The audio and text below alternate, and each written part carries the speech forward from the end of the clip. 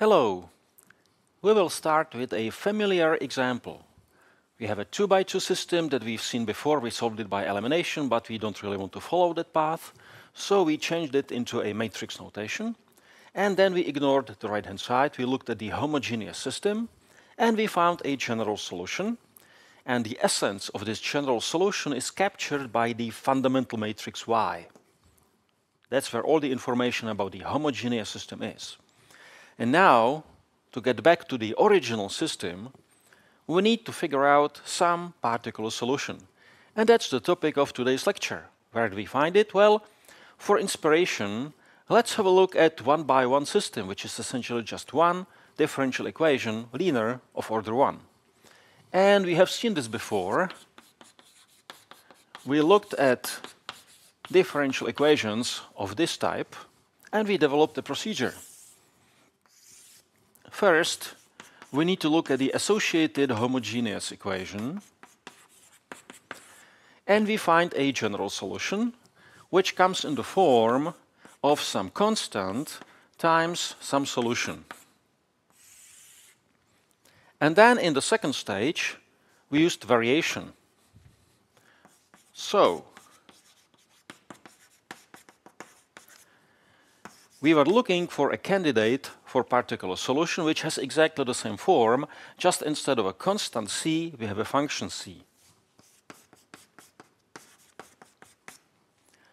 To find the function c, we take this guess, substitute it into the original equation, and there will be some cancelling happening, and we will get an equation. And this equation looks like this. C prime x times ux is equal to bx. From that we can figure out C prime, which is 1 over ux bx. Then by integrating we find Cx, some antiderivative. And then this Cx can be put into our guess, and we get a particular solution.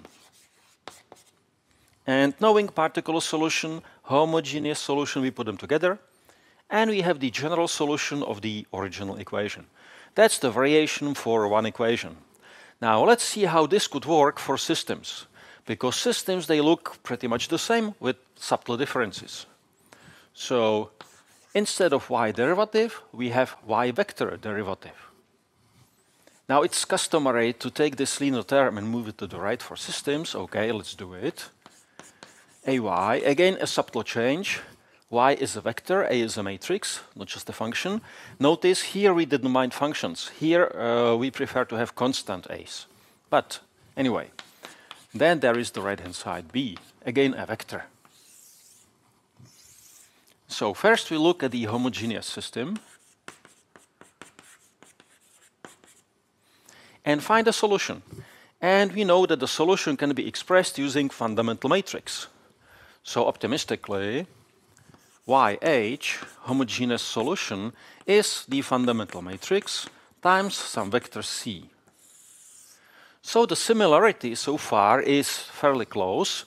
The only difference is that we have to be careful about the order of multiplication, because this is a column vector and a matrix, so they have to come in this way. Otherwise, it really looks the same.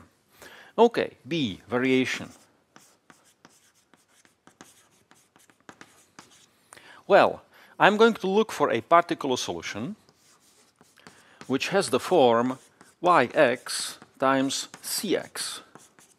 So now it's a vector function, a vector of functions.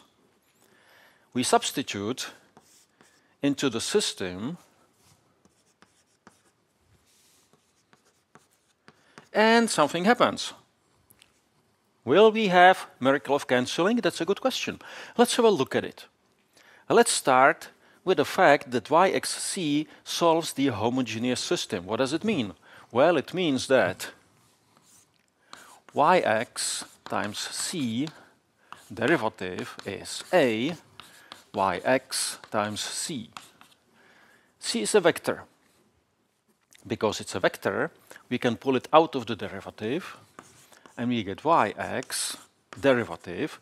So this is the derivative of a matrix, which means that we differentiate every entry in the matrix, times c is AYX times C. And now this is true for any constant vector C, any scalar vector, because that's how the general homogeneous solution is created. We can vary C, choose all vectors from R to N. So one would argue that if the vector here can be arbitrary, then we can sort of cancel it.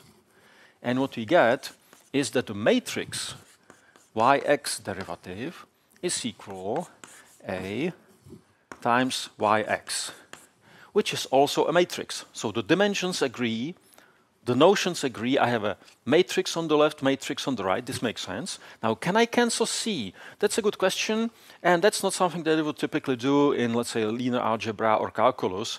So let's think about it a little bit more. This is supposed to be true for any vector C. What if I take the vector 1, 0, 0, 0, 0, 0, the canonical vector, unit vector, in the x direction? Well, when you take a matrix and multiply it by vector 1, 0, 0, 0, you get a vector which is exactly the first column of this matrix. And you use the same vector over here, 1, 0, 0, 0, and you get the first column of this matrix. And you get equality, which tells you that the first column of this matrix is equal to the first column of this matrix. And then you can try vector C, which is 0, 1, 0, 0. 0, 1, 0, 0. And when you multiply, you will see that it actually tells you that the second column of this matrix is the same as the second column of this matrix. And you keep going like that, and you find that all the columns of these two matrices agree. Okay? So this is not something, let's say, popular, something that would happen a lot in applications, in calculations, but it is true, and it's not really deep. It's quite obvious, I think, now that you think about it. Okay, so that's the information that we have. When we find the fundamental matrix of the homogeneous system, which is this one, then it is a solution of the homogeneous equation in a sort of like extended way, in a strange way. Instead of working with vectors, I'm working with the fundamental matrix, but the equality stays the same. Why is it useful? We will see very soon. Let's see. I tried variation. I created a particular solution in this way, and now I substitute it into the original equation to find my vector Cx. What do I get? Well, first of all, on the left-hand side, I have to differentiate. Yx, C vector x derivative should be, let's see, A times Yx Cx plus B. Now, product rule. Again, product rule is valid also for matrix multiplication of matrices and also vectors. So, this is Yx derivative Cx plus Yx C derivative x, and this is supposed to be equal Ayx Cx plus B. Let me put Bx here. Now, y prime is the same as Ay. These two matrices are identical. And because they're identical, then also after I multiply them from the right by the same vector functions, I still get identical expressions. These are now identical vector functions. And therefore, I can cancel them. They're gone. And when they are gone, I get an equation which looks like this. Yx C prime x is equal to Bx. Notice how the similarity extends. Here, I had my guess, and when I created the equation, I just differentiated the unknown vector c. I kept the solution u, and I attached the right-hand side. Here, it is exactly the same thing. I keep the fundamental matrix, I differentiate the unknown vector, and I attach the right-hand side, which is wonderful. Now, what is c prime as a vector? Well, I have to get rid of y, so I multiply from the left by the inverse matrix.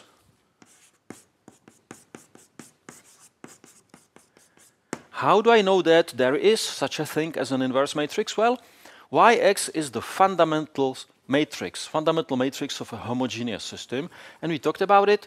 Such a matrix must be regular. the determinant cannot be 0. So it does have its inverse. So this is definitely another operation that can be done. And if we integrate, now this is a vector function. This is a vector function. So I can integrate every entry, every row. And I get Cx as a vector. I substitute into my formula, and I get my particular solution. That sounds like a plan.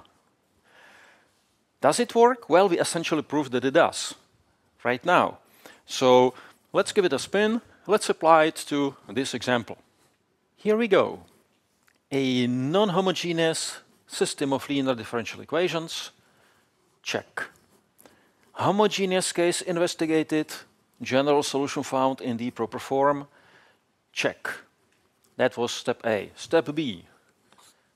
Variation.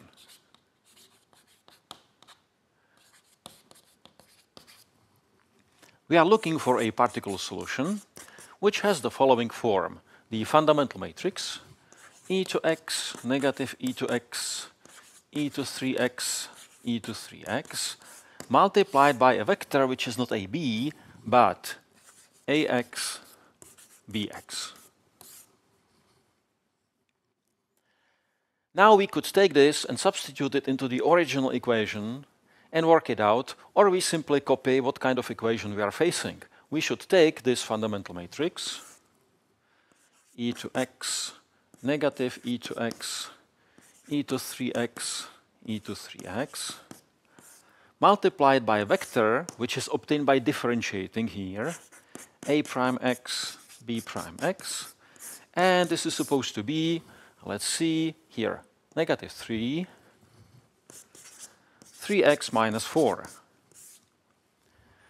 Let's solve this equation. Well, actually, this is a system of equations, so one could say, okay, let's solve it by elimination. And this is definitely true. I will talk about it later on. Now let's try it formally, the way it is expressed over here. We can pretend to be, let's say, computers. Okay? So let's see. We need to find inverse matrix to this one. How do we find it? In the usual linear algebra way. So we will do elimination after all. E to x, e to 3x, negative e to x, e to 3x. I attach unit matrix, and we start playing. Okay. Let's say if I take the first row and add it to the second row, that looks very, very promising. I get e to x, e to 3x, 1, 0, and I'm adding, so it's 0 here, 2 times e to 3x, and 1, 1. Do I like it? I would say moderately so. Yeah, why not? Okay. So, now I take the second row, divide it by 2, and subtract it from the first row. Sounds good. So the second row is left alone.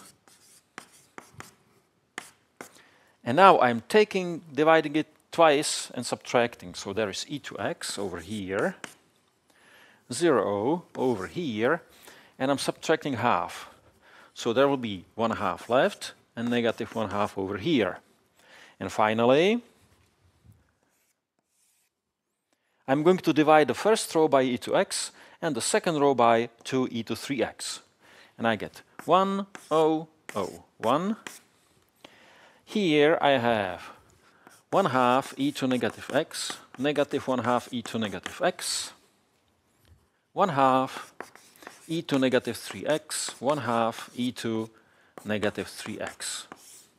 And that's my inverse matrix. So I multiply this equation from the left by this inverse matrix, and I get a prime x, b prime x is equal to the inverse matrix. Now I'm thinking, is it worth multiplying out, or rather pulling out the 1/2? Well, I will keep it. I'll keep it. 1/2 e to negative x minus 1/2 e to negative x, 1/2 e to negative 3x, 1/2 e to negative 3x, And this is multiplied, I was multiplying from the left, by this vector. Negative 3, 3x minus 4. Let's see, how much is it? So, I am happily multiplying, and there will be the exponential multiplied by 1/2, definitely. So I guess I can figure it out, factor it out, 1/2, and e to negative x. And what else is there? Well, there will be some x's. How many of them? Well, when I'm multiplying out these two terms and these two terms, it will be negative 1/2, 3x, e to negative x. I factored out 1/2, I factored out negative e to negative x, and I get minus 3x. So far, so good. Let's see how many times I will see just the exponential. So it's subtracted 3 times, and here it is added 4 times, so it is added once. And again, I was ignoring the 1/2s, because I factored them out. Okay, I'm factoring out 1/2. I'm factoring out e to negative 3x. And after I ignore them, I'm essentially just taking 3x, and that's it. Yeah. And then as I'm going this way, this is taken negative 3 times, and this is taken negative 4 times. So it's negative 7 times, the exponential. I hope I didn't make any error when I was trying to save some room, because as you can see, I don't have much room to spare. Okay. Now we integrate. Hopefully this is correct. I could check with my preparation, but, you know, that would be cowardly. Okay, let's fight it out. I have to integrate. How do I do it? Using integration by parts. Okay. I'm not really happy about it, but that's life. 1/2. I'm integrating this part, differentiating this part. So when I'm integrating, the sign here is changing. 3x minus 1 e to negative x. And now I have this thing in my integral, and I differentiate this part, so it becomes just 3. I'm subtracting it, and I'm integrating. So when I'm integrating, this minus comes here, and I get 1/2 times 3 e to negative x. Do I like it? Well, we will see. Okay. The second integral, again integration by parts. I'm integrating over here and differentiating over here. So I integrate, and when I'm integrating, this 1/2 becomes 1/6. Okay, I can live with that. And not only that, there will be a negative sign coming with it. So it's negative 1/6. So that's something that I can see here.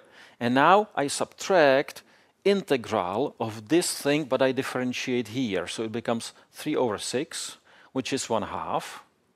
And I'm integrating. So it will be minus 1/6 e to negative 3x. I sincerely hope that I didn't make any error. Otherwise, I'll have to do it again. Okay. So that's my A and B. I really wish I were a computer at this moment. I'm pretending to be a computer, but okay. I've got A and B, so I substitute back into my formula for yp, and hopefully I will get something. Finally, we are getting there. So, e to x, negative e to x, e to 3x, e to 3x is multiplied by this baby. Can I simplify it? That's a good question. That's a good question. I guess, well, I will keep this 1/2 here. And I will collect these two guys together. So there will be 3x, definitely. Minus 1 plus 3 is plus 2. E to negative x. So far, so good. And here I can see minus 1/6. And then there is 3x. And then there is minus 7 plus 1 is minus 6. E to negative 3x. And I can actually cancel 3, so it will be x minus 2 divided, multiplied by 1/2. Perhaps I should do it. Yeah, I can do it. This is my private note. It's minus 1/2 x minus 2 e to negative 3x. Okay? This will simplify my life when I am multiplying row, column, because I will have 1/2 everywhere. Okay, let's see. Row, column, row, column. So I take this guy and multiply it by e to x. Yeah, looks good.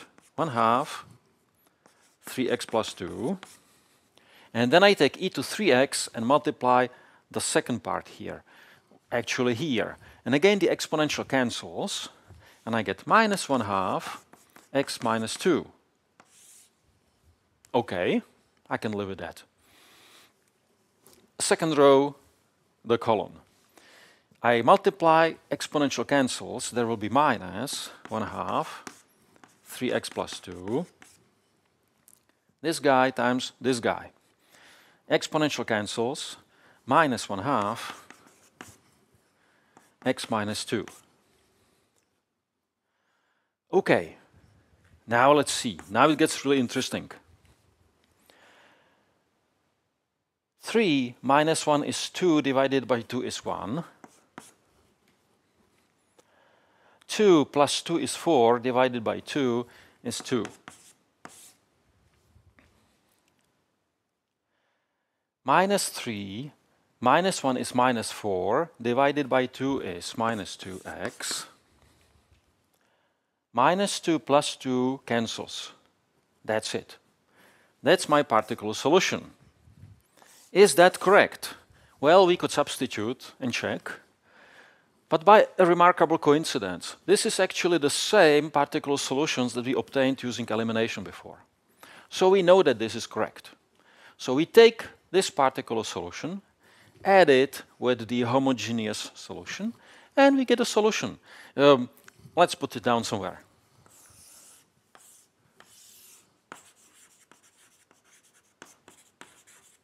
So the first function is, we take the particular solution, and let's do it for the second one as well. And we add the homogeneous solution. So it's a times this plus b times this. A e to x plus b e to 3x. And here, in the second row, it's negative a e to x plus b e to 3x. So there is minus, in fact, minus a e to x plus b e to 3x. X belonging to real numbers, let's not forget, important part of the solution. Does it look the same as what we had before? I think so. So that's the good news. Variation. It does work, and for a computer, this is actually very straightforward, because a computer knows how to find inverse matrices, it knows how to multiply matrices and vectors and so on. It has procedures ready for all this. So that would be our only slide for today. Variation. Now we have it official. It does work, and as I say, for a computer this is very straightforward. In fact, this is the preferred way to solve non-homogeneous systems on computers and computer algebra systems. And it's so convenient that if you give computer a linear differential equation of high order, which is non-homogeneous, and ask for a solution, it's quite likely that the computer actually transforms it into a system, the way that we explained before, solves it using variation, and then takes y1 and tells you, okay, that's your solution. So this is really very nice. And in the matrix form, it actually looks simple, because it looks almost the same as a variation for just one equation of order 1. That's the big advantage of variation. It looks good. Okay? On the other hand, if you have to do it as a human being, then admittedly, this is not exactly, let's say, most comfortable. Now, it should be said that all these calculations, they were more or less necessary. This integration by parts, and this multiplication, and so on. But there is some overhead caused by us using matrices and vectors. And this overhead, perhaps, could be avoided. So let me show you what's really happening over here. Let me have a look at a general situation. Let's have a look at how these variational things look like for a 2x2 system. First of all, remember, the fundamental matrix, it's actually composed of solutions. Each column in this matrix is a specific solution of the homogeneous system. So for a 2x2 system, I visualize one solution, another solution, as columns, multiplied by, let's say, C1, C2. So it's a linear combination of two solutions. And these are two-dimensional, so they have entries U1, U2. And therefore, the homogeneous solution can be written in the following way. Y1, Y2. There will be some C1, and the first coordinate of the solution U, plus C2 times the first coordinate of the solution V. And likewise for the second function in my solution. So that's how the homogeneous solution looks like, where C1, C2 are some constants. That's a general homogeneous solution. Now when I do variation, these become particular solutions, or one particular solution, and I can see the entries separately as rows, and C's become functions. So this is what one gets for the variation when I'm not writing it using matrices, but I'm looking at individual functions, which is more in tune with the original form of the equation after all. Now, when I have this as my variation, what is the equation which I'm supposed to solve? Again, we can decipher what's happening over here. This is actually the same product. We just differentiate the functions C, because when you differentiate a vector, you simply differentiate every entry. So the equation that we obtain is this. I differentiate the C's, C1 derivative x U1 plus C2 derivative x V1, and in the second row, it's C1 derivative x U2 plus C2 derivative x V2. And this as a vector is supposed to be equal to the vector of the right-hand sides. But again, I can see them as individual entries. So this is the equation that we get for a variation when we are not using matrix notation. And now let's have a look at it and compare it with the original idea. For one equation, we had our guess for the homogeneous solution. We passed to variation with Cx. And then we just differentiate the Cx, and we attach the right-hand side on the right. Here, we have two equations. You can see it here. And with two equations, we have two solutions. We write the variational versions. We differentiate C's, and we attach the right-hand sides from the system. This nicely fits together. This is very intuitive, very nice. Let's apply it to our example again. So here we have the homogeneous solution, but now let's write it using rows. So y1, y2 is a times e to x plus b times e to 3x. And the second row, y2 is negative a e to x plus b e to 3x. I remember writing something like that before, so this is most likely correct. So that's the homogeneous solution. Now let's pass variation to our guess for particular solution, yp. Yp has two components, p1 and p2, yp1, yp2, sorry. And we simply pretend that a and b are functions. ax e to x plus bx e to 3x and minus ax e to x plus bx e to 3x. And now we could put together the equations easily. I just attach derivative signs here, and I put equal, equal, and I put the right-hand sides. But just out of curiosity, let's see whether the miracle of cancelling really works out for this particular example. So how do I do that? I take these two guesses, and I put them into my system as it is, the original one, with right-hand sides.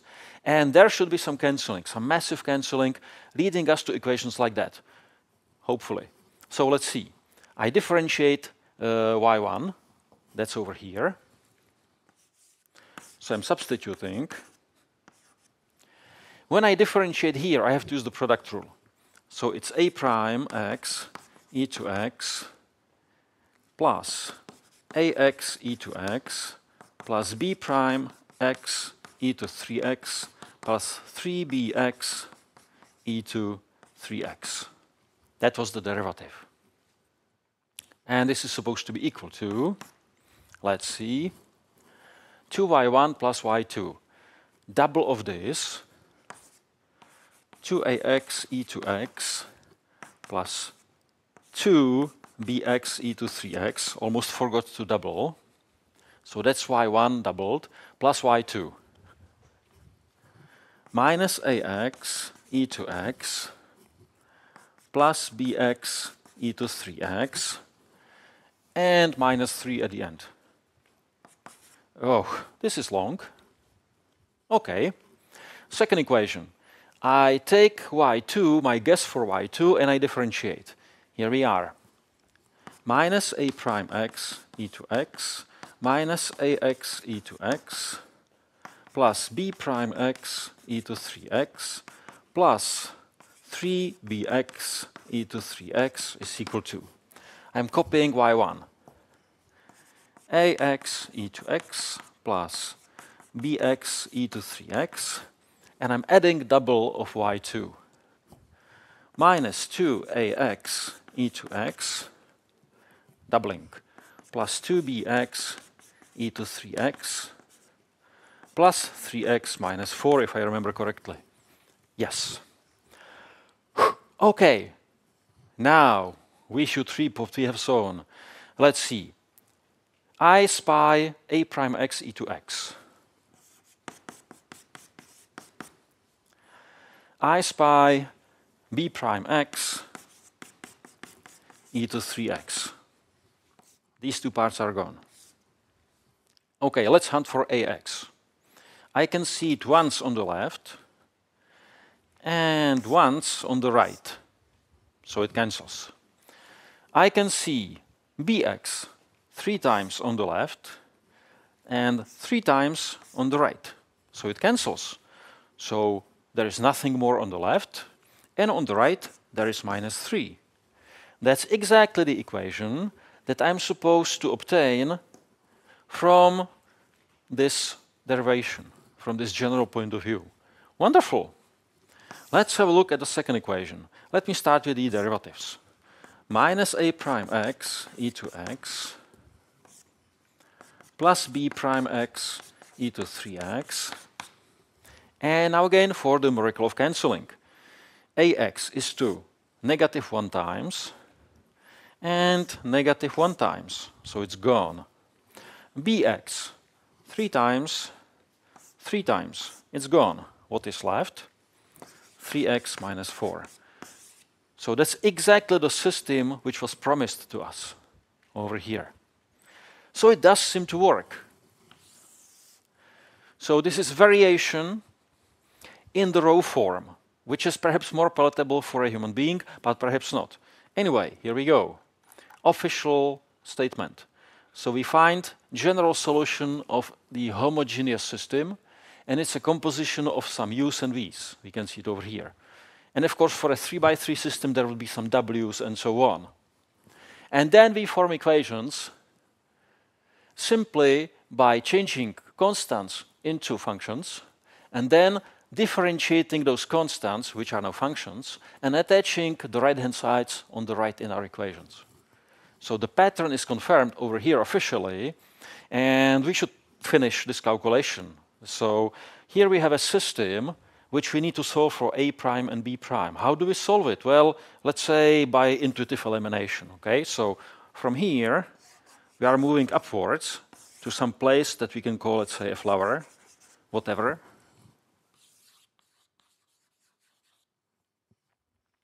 So I take the first equation and let's simply add the equations. When we add the equations, then a prime cancels, then there will be double b prime x e to 3x, and on the right since I'm adding these equations, there will be 3x minus 7. So what is b prime? B prime x is 1/2 3x minus 7 e to negative 3x. And to get b, we would have to integrate this thing over here. By a remarkable coincidence, that's exactly the same integral that I had to figure out before. Now, doing integration by parts in your head is usually not a very good idea. I had to do it in my head because I didn't have enough room to write it down properly. And I got away with it, but I got really lucky. I'm not going to try the second time, okay? So let's just say that it would follow exactly the same way as our previous solution when we used matrix notation. I don't have any matrices here, but the formulas and the procedures, the integration and so on, it's still the same. Anyway, that's what I got after adding the equations. What if I take the first equation and subtract the second equation? If I do so, I get twice a prime x e to x. B cancels, and I get negative 3x plus 1. And therefore, a prime x is 1/2 negative 3x plus 1 e to negative x. And then we need to integrate, and so on. And again, it's the same calculations as before. The same integrals, integration by parts and so on. And after we find a and b, we take them and put them back into these formulas. And that's exactly what I was doing when I was calculating my yx and the vector c which I found. Okay? So this is really the same calculations as in the matrix form of variation. I just don't carry around this overhead of matrices. I work directly with entries of matrices, entries of vectors. So to me, this is, let's say, more intuitive. If I remember the basic idea for a variation for just one equation, I write down the formula, I differentiate c's, I put the right-hand side on the right. This actually follows exactly the same pattern. I write the homogeneous solution, I change constants into functions, I attach derivatives, I attach right-hand sides, I solve it in some way. Okay? So for me, this is much easier, but for a computer, the matrix form definitely preferable. Anyway, this is it for the variation. And before we move on, let's erase it. Let's have a look at something. Here we have a second-order linear differential equation. Alert, an intruder from another chapter. What is it doing here? Well, let's recall variation. First, we looked at the associated homogeneous equation.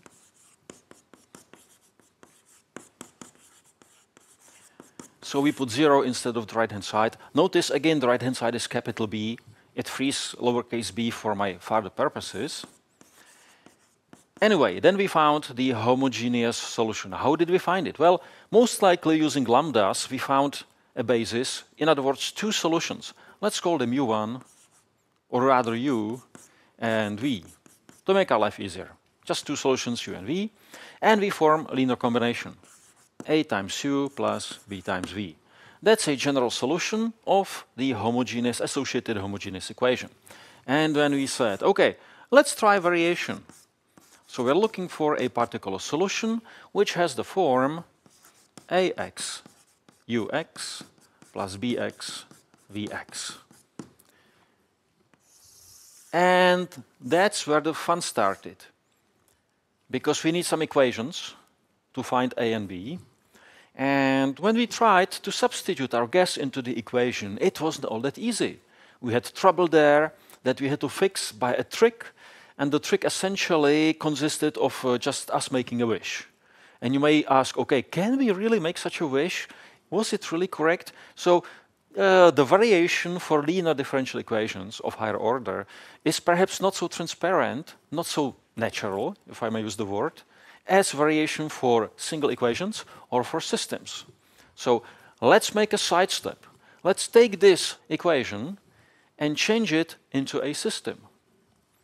So first of all, I'm going to take y and call it y1, and then I take the derivative of y, in other words, derivative of y1, and call it y2. So this equation then becomes y2 derivative plus a1 y2 plus a0 y1 is equal to capital Bx. And therefore we have the following system. y1 derivative is y2, y2 derivative is minus a0 y1 minus a1 y2 plus bx.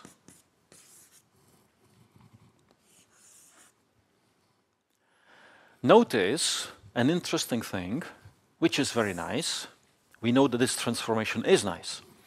If I look at the homogeneous version, at the associated homogeneous equation, and I apply exactly the same transformation, then we get more or less the same system just without bx. So the correspondence between the original system and the homogeneous version corresponds nicely to the correspondence between these two guys. It all fits together beautifully. Now, when we are solving a system like that, we find two solutions which are now vectors and form a combination. So let me just put it, okay, let me put it here. We are putting together a combination, and that would be YH. Now, the first row over here, which will be A something plus B something, this is function y1. It solves the homogeneous system along with y2. And y1 is actually y. So in the first row, this function that I can see over here, this should be something which belongs to this family. And I can actually take this information and using it when solving this system. I can assume that this function, the first one, it's actually ux. And here vx. ux, vx. Okay? Because this is really y. Not just y1, but also y. So this row and this row, they should correspond to each other. Now, y2 should be derivative of y1. So y2 should be derivative of y1. y2 should be derivative of y1. This vector by itself is a solution of the system because it's a solution. In particular, it must satisfy the first equation. Okay? So the second coordinate must be the first one differentiated. Here we go. A u prime x plus b b prime x. So that's how the homogeneous solution looks like. Now we pass to variation, and then we find the equation. Or perhaps we get inspiration from here. How did it go? We just did it a few minutes ago. So essentially, we take these two formulas for the homogeneous guy, we attach the variable x to a and b, and then we differentiate them. And we get variation a prime x u x plus b prime x vx. That's from the first row, and from the second row we get a prime x u prime x plus b prime x v prime x. And on the right we attach the right-hand sides. There is no right-hand side here, and there is bx over here. So this is how the variation looks like when I apply it to a system, 2x2 system, with two-dimensional homogeneous space and so on. And now I look at it and I noticed that it only features u and v that come from the original two-dimensional, or the two equations and so on. So I take this system and I move it back to this world. When I'm applying variation to a linear differential equation of higher order, then the equations which I get should look like this. And that's exactly the form that we had before. The only difference was that there I just said, okay, let the first equation be like that because it's convenient. But now we see that there is actually more behind it. It's an equation that we get from the system point of view, from the system transformation. And of course, if I tried it for a third-order differential equation, I would have 3x3 system where two equations would be just substituting equations, and so on. So I would have u, u prime, u double prime, v, v prime, v triple double prime, and so on. So this can be worked out. By moving through the system, I get back to the linear differential equation, and I get exactly the system that we saw, I don't know, 2-3 weeks ago when we are doing variation for this type. Okay? So this really shows that many things can actually be done in a more natural way when we see them as systems. Which brings me back to what I promised, that sometimes this transformation is beneficial, and I personally see this as a benefit, because the variation here, I find it natural in this form. Okay, that's it for variation. Now let's clean the slate and recall something else. When I started this chapter, I looked at this problem and I said, okay, let's try variation. And perhaps you thought, oh, wait a second. How about the guessing method, undetermined coefficients method? Well, how about it? Let's see. Part B, we are looking for a particular solution. The particular solution should have two components. And what do I expect to obtain? I expect to obtain, well, a polynomial of degree 0 and a polynomial of degree 1. Now, there is a little problem. I want a polynomial of degree 0, 1 here, but I don't know where it comes from. This polynomial of degree 1, it can come from y1 or perhaps also from y2. So, to play it safe, I have to put polynomial of degree 1 to y1 and also to y2. Okay, why not? ax plus b, cx plus d. So far, so good. Now, what is the lambda here? Lambda is 0.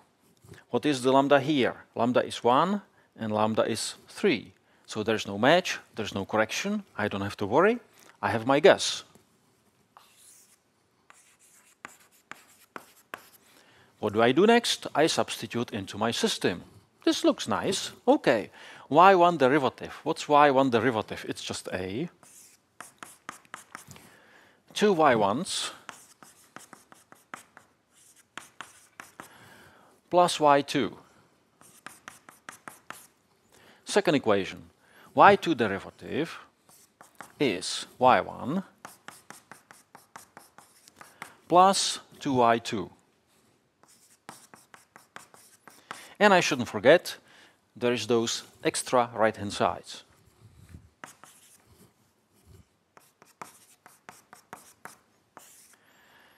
I have a 2x2 system, which is actually 2x4, depending, or 4x2, because I have 1, 2, 3, 4 unknowns and just two equations.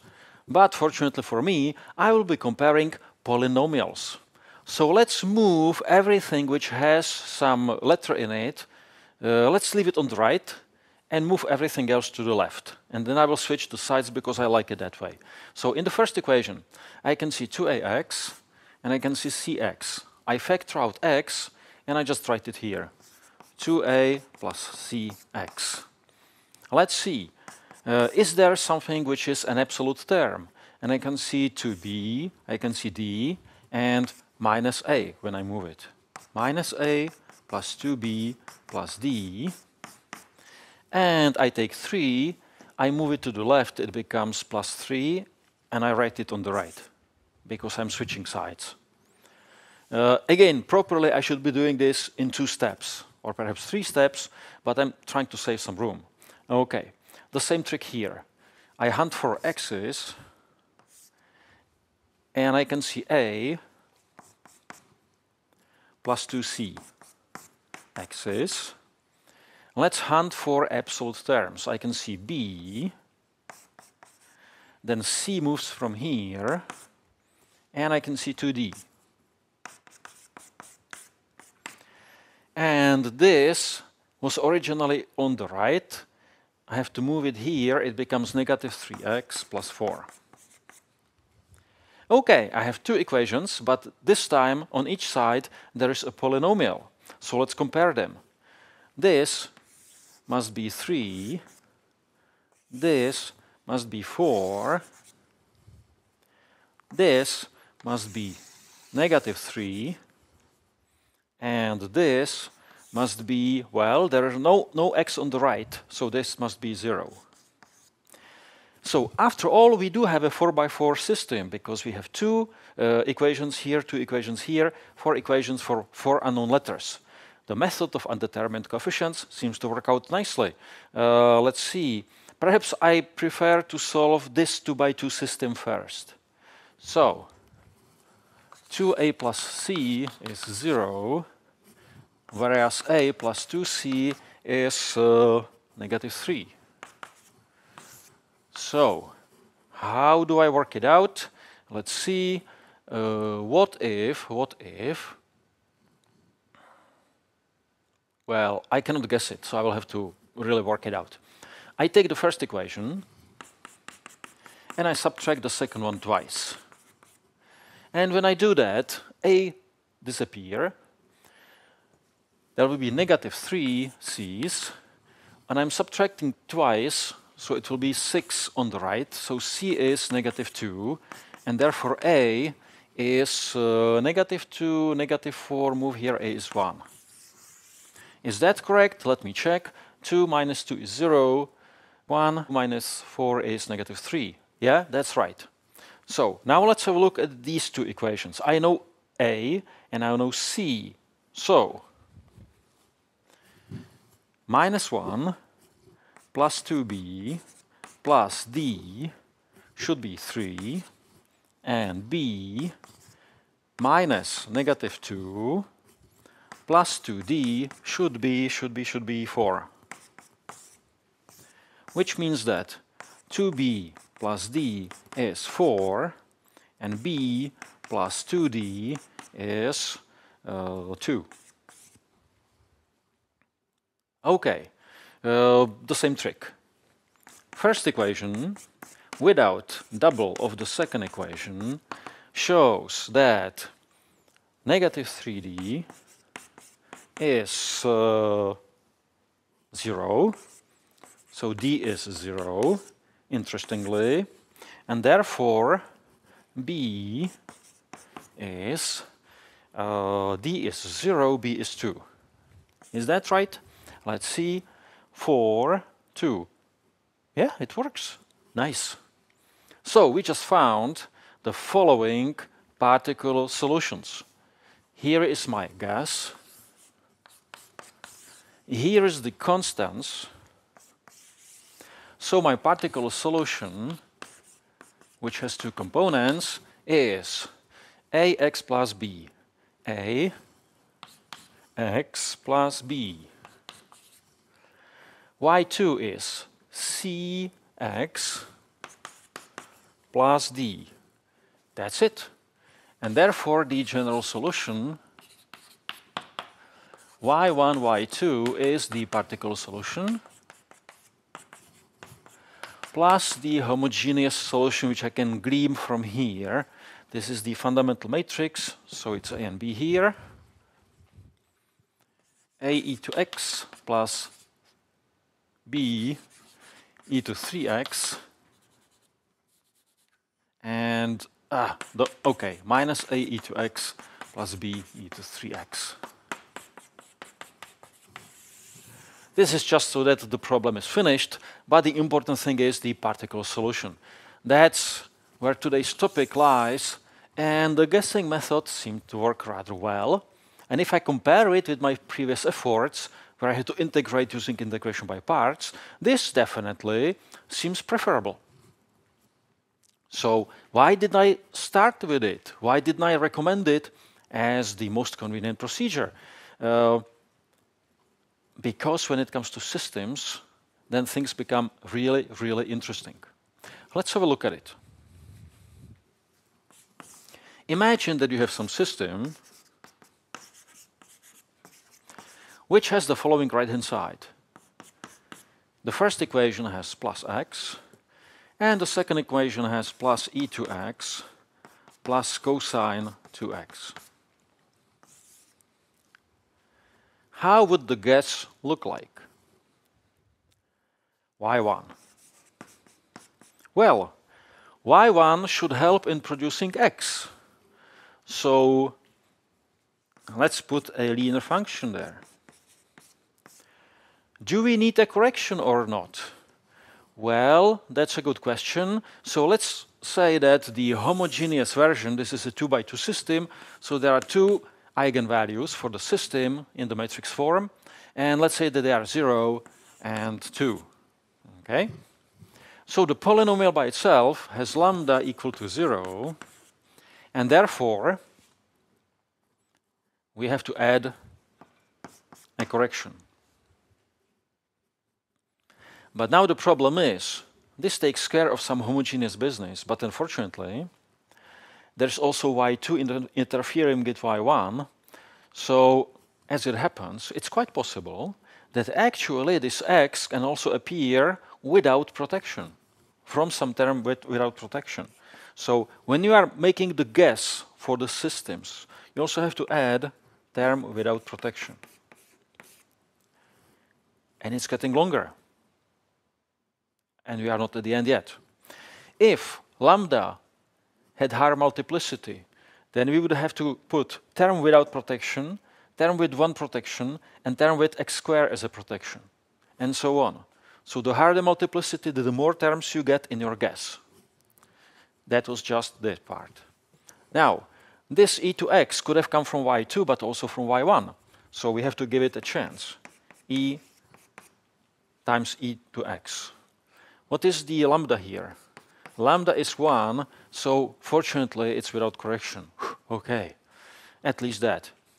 Here, lambda is 2i, which is not the same as 2, so again without correction, but we have to make sure that we also add sine, because these two guys, they are inseparable. We have to put both of them. Now, that is y1. y2. Well, y2 can serve the same role as y1 because they are, they are both appearing in both equations, and we cannot say with certainty which part of the right-hand side is produced by which y1 or y2. We don't know, so we have to give y2 also a chance to contribute. So, where did we stop? G, H, I, J, K, L, M, N.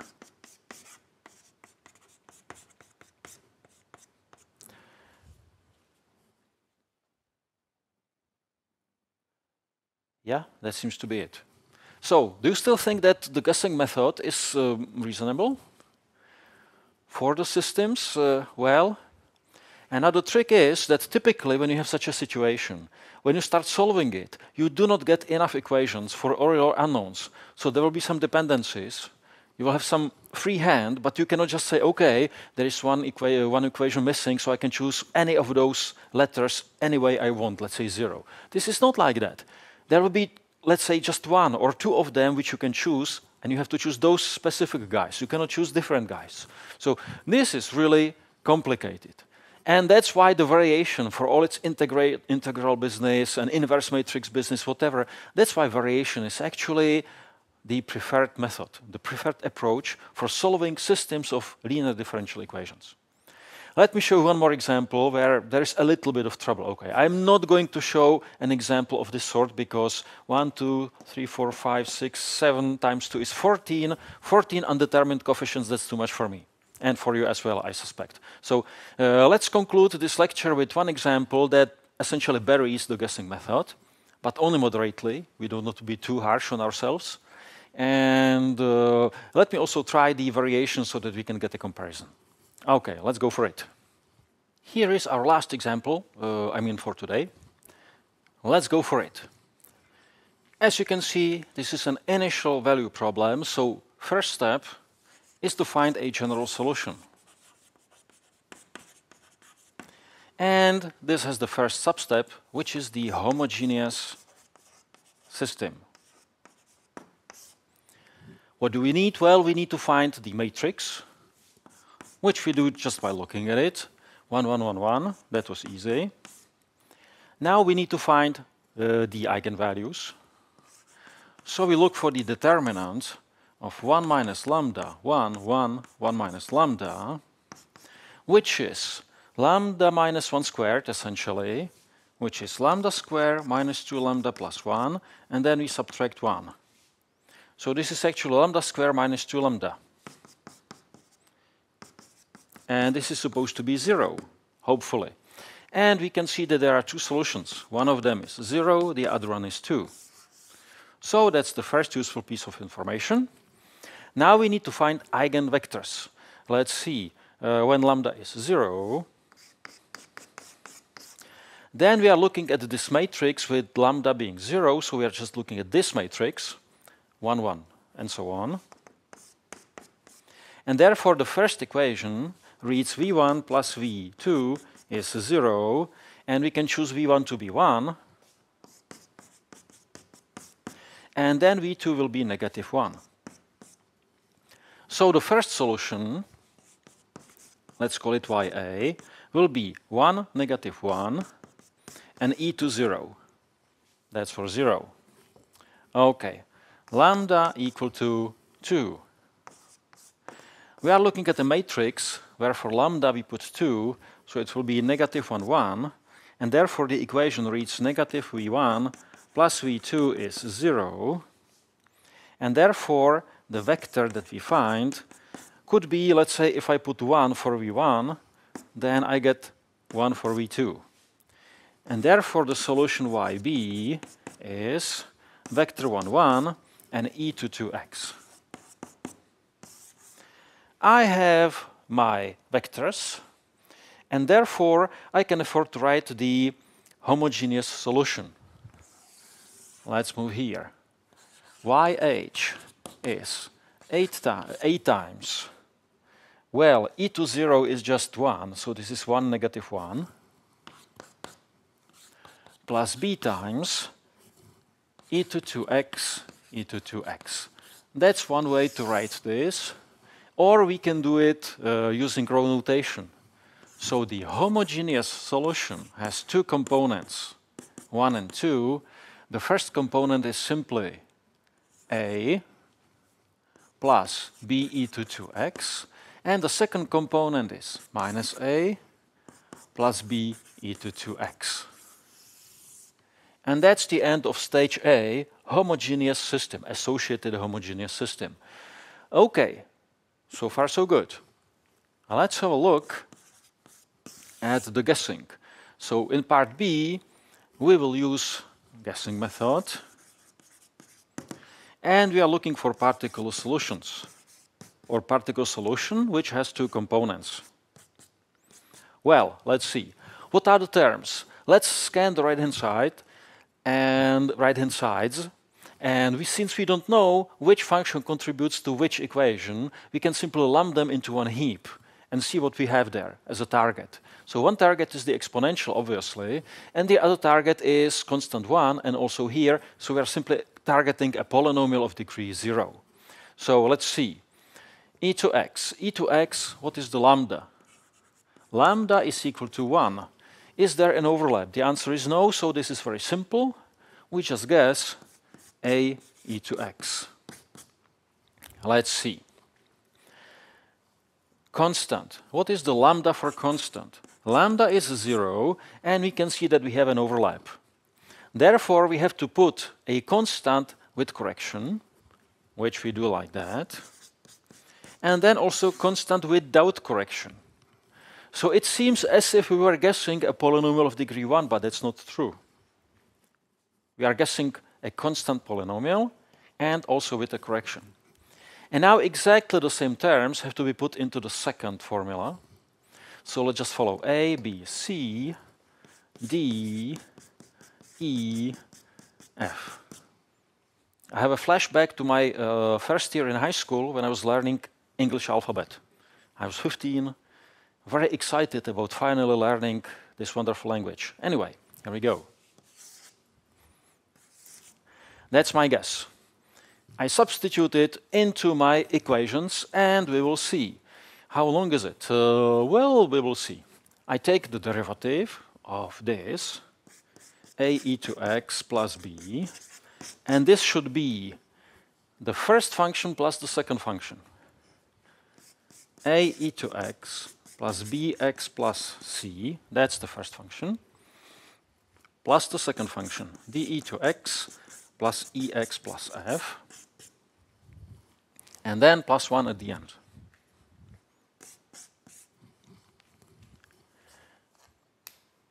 Last chalk. Let's hope that we'll make it. Okay, the second equation. I differentiate y2, and I get d e to x plus e. And now I should again add y1 plus y2 and add 1. So I will just copy the whole thing as I see it.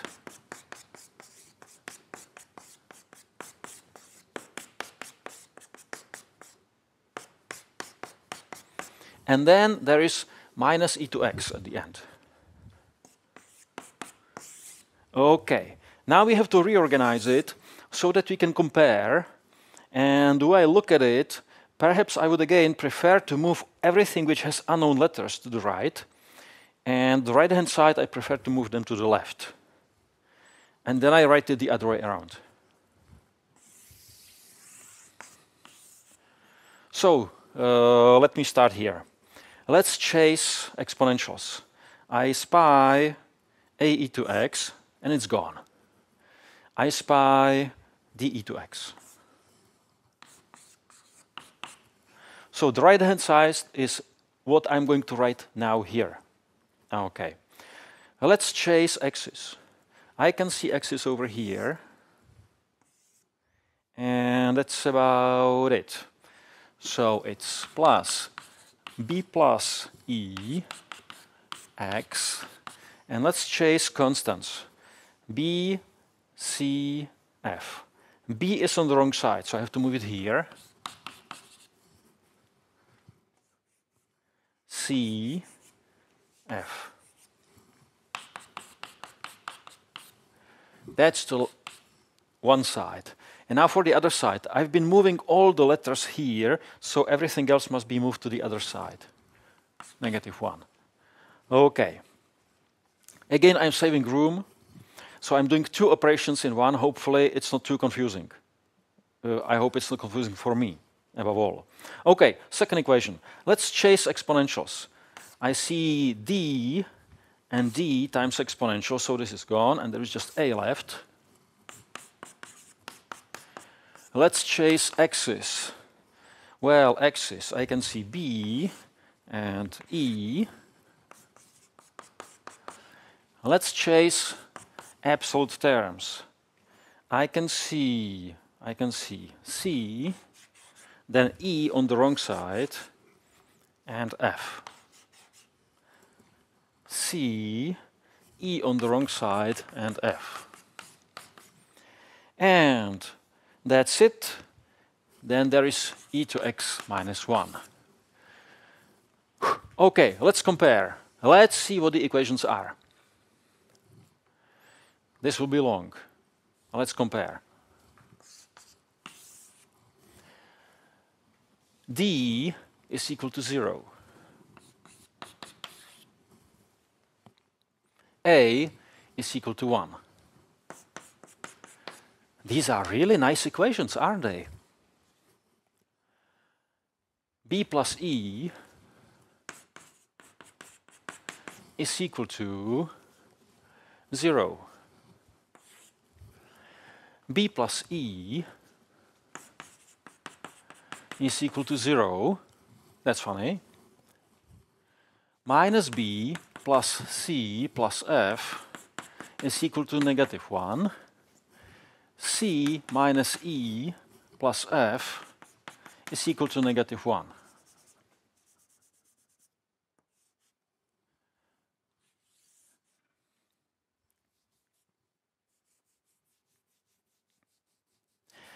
Okay, let's solve this system.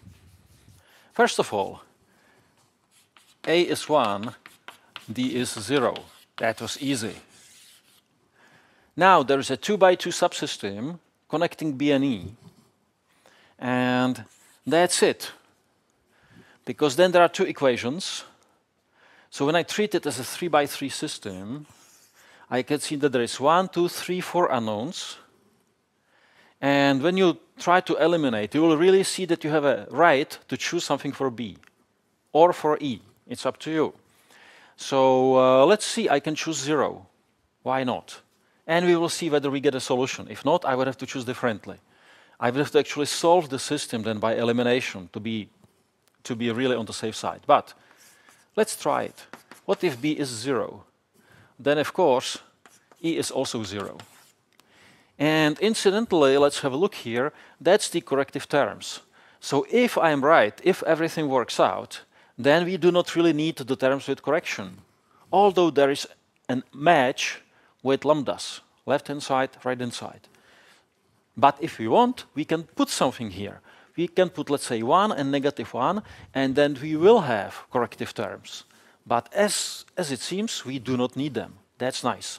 Okay, now B is 0, E is 0, so these two equations become C plus F is -1, C plus F is -1, and that's just one equation. Again, we can choose whatever we feel like. So, well, what do I feel like? Let's say that A already has something. A already has 1 in it, so that's the first function. So let's not be greedy, let's leave something for the second function as well. So I will put C to be 0, that's my choice. And then F would have to be -1. So that every function, every particular solution has something in it. Okay, let's see. Do I have it all? Yes. Great. Let's write down the particular solution. YP1, YP2 is A, where's my guess? Here, that's my guess. That's the important thing. Let me emphasize it. So, A is 1, B is 0, C is 0. Okay. D is 0, E is 0, F is -1. That's my particular solution. And you notice that we had some wiggle room, some freedom of choice. We did not have any choice, any say on the position of the exponential. This was obligatory. We had to put it in the first function. It wouldn't work in Y2. But these equations show that we do have some flexibility. Where do we distribute the absolute term? If we want, we can put it over here. We can put e to x -1 and 0 here. Or we can split it partially. So we could, for instance, say that c is equal to 1, and then f would be -2. So there could be e to x plus 1 and -2 here. So this absolute term that we want to reach in the first and in the second equation can be distributed among the two unknown functions, among the two solutions. And as we commented, the corrective term is not needed, but if I really want, I can put it there. Okay, let's leave it like that. It's nice and simple. We have the particular solution, we have the homogeneous solution, and therefore we have the general solution. And the general solution reads y1 is equal to y2 is equal to, let's write it nicely, e to x -1 plus a minus a plus b e to 2x plus b e to 2x and region of validity. And we are done. Okay, do we have some room here? Okay, I will copy it later on. I would like to save this for later. Anyway, this is the end of stage 1. Stage 1, general solution. Stage 2, initial conditions. Well, let's see. I'm supposed to substitute 0 into my solution. Okay, let's do it. I substitute 0, I substitute 0, I substitute 0, and this should be 2. I substitute, well, okay. I substitute 0, I substitute 0, and this should be 0. Do I see something there? Okay, why don't I add these equations? If I add them, 1 cancels, A cancels, and I get 2 B's, which are supposed to be 2, so B is 1. So I put it somewhere, let's say over here, 1, negative 1 cancels, A is 0. So that's a very simple solution for the initial value problem. y1, y2 is e to x negative 1, if I remember correctly, yes, A is 0, plus e to 2x plus e to 2x. B was 1, yes. X belonging to real numbers, and we are done. Okay? So that was the guessing method, and you can see that there were some complications. And if you really want to be sure that you are doing the right thing, that you can afford to choose B0 at this stage, you would have to really write down the matrix of this 4x4 system and reduce it, and then look at the shape, at the steps, and this would tell you which variable you can actually choose any way you want. So this is actually fairly sensitive. Definitely not something that you want to entrust computer with. Variation is the king, unfortunately, for this type of a problem. So let's kick it away. Let's clean up the blackboard. I will just save the solution so that we have some reference. And let's try it again, this time using variation, so that we can see how things work. Okay, let's go for it. Okay, here we go. A system. We solved the homogeneous version. We found the general solution. Now, stage 2, we are looking for a particular solution, and we try variation. So we take the homogeneous equations, the formulas, and we start looking for a particular solution, which has the following form. Ax plus bx e to 2x and minus ax plus bx e to 2x. And we could substitute into the system and see the miracle of cancelling, enjoy it, or we can simply remember how the equations go. So we differentiate A and B,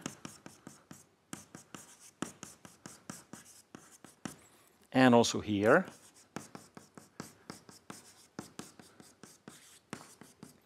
And now we just copy the right-hand sides. 1 minus the exponential. So that's the system that we are supposed to solve. And again, let's try to add. When we add these equations, A derivative cancels. We get twice B prime e to 2x, and this is equal to 2 minus e to x. And this we can solve easily for B prime. B prime x is, I guess I prefer to do it like that. I divide by 2, and I divide by e to 2x, and I get e to negative 2x minus 1/2 e to negative x. That should be B prime. And I will return to it later. Now I will take B prime e to 2x. I divide by 2, and I substitute it here into the first equation. So, A prime x plus B prime e to x is 1 minus 1/2 e to x, and this is supposed to be 1. So A prime x is, 1 is gone, 1/2 e to x. Wow, that's really nice. Okay, I'm not complaining. Ax is just 1/2 e to x, very nice. Bx is negative 1/2 e to negative 2x plus 1/2 e to negative x. And therefore, yp1, yp2 are here. Ax, 1/2 e to x, and the same with negative sign, plus b, which is negative 1/2 e to negative 2x, plus 1/2 e to negative x. And this gets multiplied by e to 2x. How much is it? That's a good question. Well. When this multiplies out, I get negative 1/2, and it does not cancel with anything. Here I'm getting half of e to x, and half of e to x is just e to x. Here, I multiply out, I get negative 1/2, and again, this doesn't cancel with anything. And when I multiply over here, I get half e to x, minus half e to x is gone. So these are my particular solutions, and therefore the general solution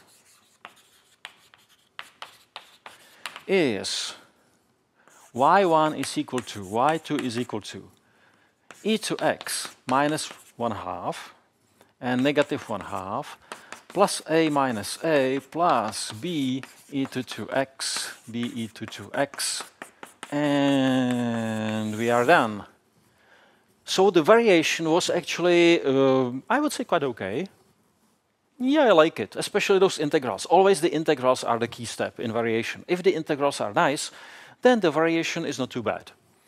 I look at the solution, especially the particular part, and I notice that it's not the same as what we obtained from the guessing method.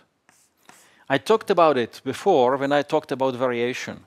There is no reason why different methods should provide you with the same particular solution. So these two formulas are not the same. So in fact, I should be careful. And for instance, here, I should put a tilde, because these are different constants, different parameters.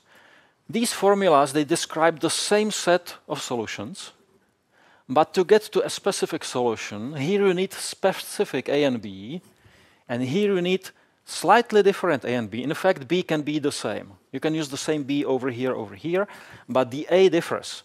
You can notice that if here you take negative 1/2 for A tilde, you get exactly the particular solution that we have over here. So these two formulas are really compatible. They describe the same family of solutions. They're just doing it in a different way. So that's the happy end. We saw the guessing method, which is gone now. We saw variation, and that's it. As of now, we know what to do when we encounter a system of linear differential equations, which is even non-homogeneous. We ask a computer to solve it for us, unless we happen to be on a test, where we will be getting homogeneous systems. We'll talk about it. Okay, that's it. So what is left? Well, what do we do when we cannot really solve a system? For instance, when the coefficients are not constant, or perhaps when it's not even linear. Then we still want to say something about the solutions, so there will be a lecture on analyzing solutions, just like we had it for a single differential equation. See you there.